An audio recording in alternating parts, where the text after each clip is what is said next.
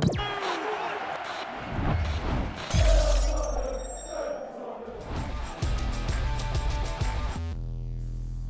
going on, guys? We are Tottenham TV here, back with another video. We play Southampton at St Mary's in the 4th round of the FA Cup with a chance to progress into the 5th round and the FA Cup run to continue. If there's any chance we're going to win silverware this season, it's going to be in this competition, and we're going to have to see how far we can go, because I think Mourinho said before he when he joined Spurs, he's going to take this cup seriously. He's not going to be resting players. He's not going to throw away like maybe previous managers have done. And I think he's right to, because it's too long now we've been battling for league positions, 3rd, 4th, and not getting any silverware in the bank. We all know that's been 12 years without a cup. It's been draining on everyone, and everyone's asking, would a top 4 or trophy, what would I prefer? A lot of people are saying trophy. I still kind of edge towards top 4, just because how vital it is for the progression of our club and for how attractive our club is to be in the top 4. We don't want to be playing Europa League football in our new stadium. It's vital that we continue those standards, but there's no denying that a trophy we need it. We need a trophy desperately at this club, just to have something to hang on to. So some memories to build, a winner in a final at Wembley would just be amazing. Something we haven't experienced since 2008. And Southampton are not going to be easy. They've really started to turn up in form. They've won their last few games. They're now actually I think they're level on points of Arsenal, I believe, or even might be 1 point ahead of Arsenal in 9th position. I think they've won the same amount of games as us in the league. Hassan, who really has got them playing in that attacking, aggressive formation. We saw that at St Mary's a couple of weeks ago when we went up there and lost 1-0. An early goal from Danny Ings. We didn't really have any sort of response, although early doors maybe we could have got something. In the second half, Southampton completely deserved the victory. We're going to have to completely change the way we change that from that kind of performance if we're going to come away from this game going into the next round, or even with a replay. Southampton, even if they rest players, they rested a few players away at Chelsea a few weeks ago and still ended up winning there.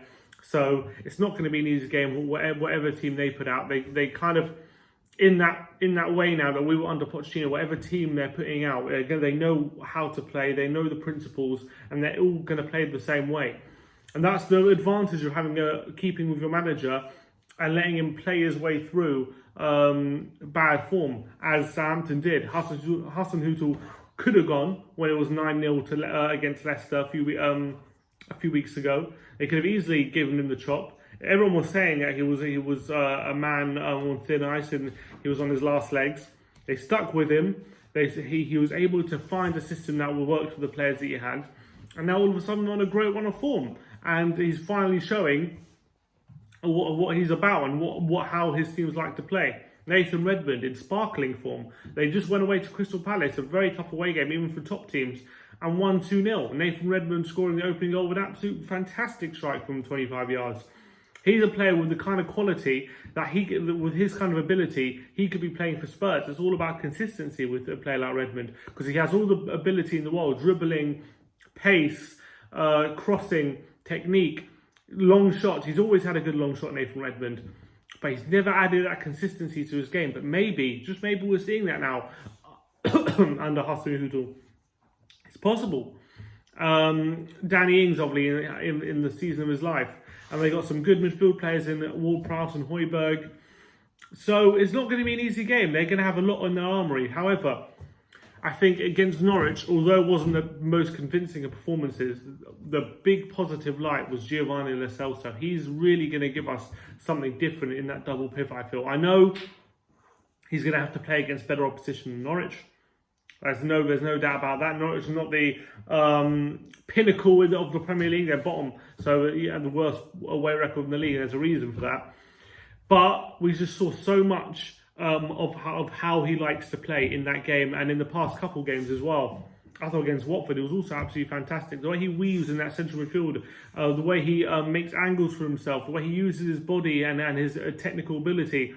to pick out a pass, to know what a picture on the pitch where he wants to play the ball, not be scared to turn on the ball and try and get past the player or pass into the forwards, into feet. He was a joy to watch, and it was they found it so hard to get the ball off him. It reminded me kind of how Modric used to play in that central midfield role when he was at Spurs. Obviously, he's no Modric just yet, but he really is showing potential, and I think he could really be a key player. If Ndombele can't stay fit, he's going to be the kind of player, Lo Celso, who's going to have to take responsibility in midfield and demand the ball.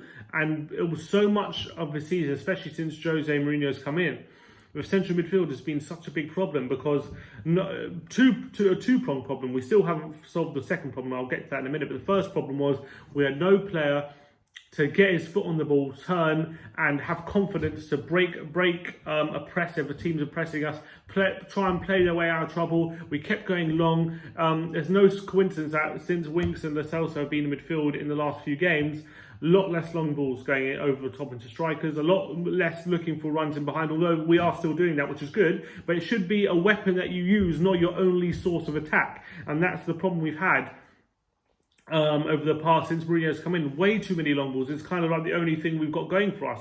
But since we've got some ball players in the middle of the park, all of a sudden we're seeing Spurs try and play their way through teams, keep the ball on the floor, try and play a bit more football, which is really good to see. And I think Lo Celso, big proponent of that, and there's a big reason why we have that. The second thing we haven't been able to solve, though, and the second problem with our midfield, is just a lack of protection we have for our back four. We haven't replaced Wanyama and Dembele, that physicality and that presence and that protection that they used to give the back four. And whenever we used to press hard, we knew that we had not only we had two fast fullbacks, which is another problem we haven't solved, but we also had two physical centre midfielders who were able to cover a lot of ground, a lot of space, and put out a lot of fires. But nowadays, midfielders it's so easy for them to get onto our back four and put our defence under pressure. It's so simple. There's no protection for our back four whatsoever. Winks and Lo Celso are not defensive players. They try their best. Lo Celso did win a few tackles, which was very impressive, but they were high up the pitch. And he's going to struggle to be tracking back and defending as a defensive midfielder, a la Dembele or Wanyama, because that's not the type of player he is. Hence why we signed someone like Jedson, who offers a bit more physicality and a bit more ground to cover. Dyer doesn't seem to have it anymore. Obviously, in a perfect world, I'd like us to sign another defensive midfielder, but I think in this window, seeing as we signed Jedson and we have other options, I think that priority is going to be put to the back of the queue, seeing as we don't have a striker at the moment. So I think Lo Celso really could change how our midfield plays, and I think him and Ndombele, with Winks being out injured now, I think I'll be very excited about him, Ndombele and Lo Celso partnership. I think if they can both do their bit for the team and put a foot in when needed and use their physicality and their aggression to their advantage, they both have immense ability on the ball. We've seen it in even the small parts since they've come to Spurs, how good they can be, especially in Ndombele, his dribbling skills and his eye for a pass. They could be really a fantastic duo if paired together. I'm very excited to see if that's a possibility. We'll see on Saturday. But if we can play Lo Celso in the centre like we have in the past few games, I think we could go Southampton and win. I think we can have a bit more control of the game than we did at St Mary's a few weeks ago. I think we can assert ourselves more. I think we're going to be able to play our way through their defence, and we're not going to be as scared on the ball as we have been in previous games. I don't think it's going to be an easy game. To be honest, if I'm going to go for prediction, I think it's going to be a draw. I think it's going to be 1-1. I think it's going to go to a replay. I think they were going to bring them back to White Hart Lane, and we're going to beat them there. I don't think we're going to win it first time around, because I think Southampton are just in such good form. There's such a good feeling around that club that they're not going to be easy to beat. So for me, I think it's going to be 1-1. But I think that could be a positive thing. If I know we could probably do without the extra game, but give it another opportunity to get into the fifth round, avoid defeat, and I think go into the Man City game. 3-4 games unbeaten. I know it wouldn't be that impressive, but it's something, I guess, to cling on to for the time being. And maybe if we can get a positive result in that game, that can really start some momentum. But I don't see it being an easy game by any means against Southampton. But let us know in the comments below. How do you see the game going? Do you think we're going to win on Saturday, or do you think we're going to be crashing out the FA Cup at the 5th round?